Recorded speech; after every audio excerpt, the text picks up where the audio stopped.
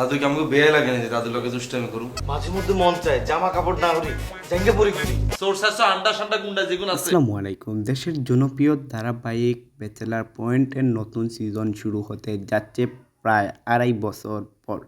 আলোচিত এই ধারাবাহিক নতুন সিজনের শুরু হওয়ার দর্শকরা ভীষণ খুশি। ব্যাচেলার পয়েন্ট কবে আসবেন তা জানিয়েছেন কাজল আরফিন অমি।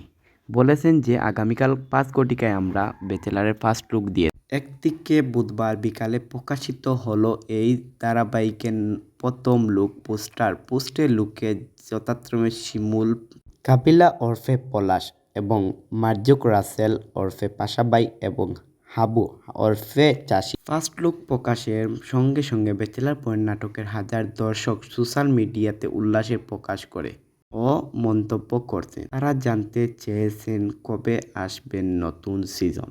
পরিচালক অমি আগেই জানিয়েছেন বর্তমান শুটিং করছেন। বড় আয়োজনে নির্মিত এই নাটকটি শীঘ্রই প্রচারে আসবে, যা দর্শকদের জানিয়ে দেওয়া হবে।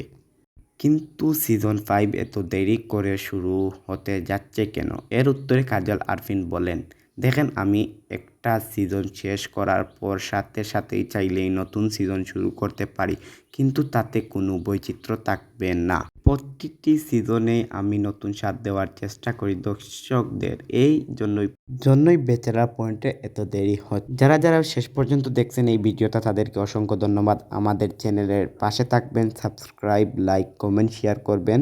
ধন্যবাদ। আসসালামু আলাইকুম।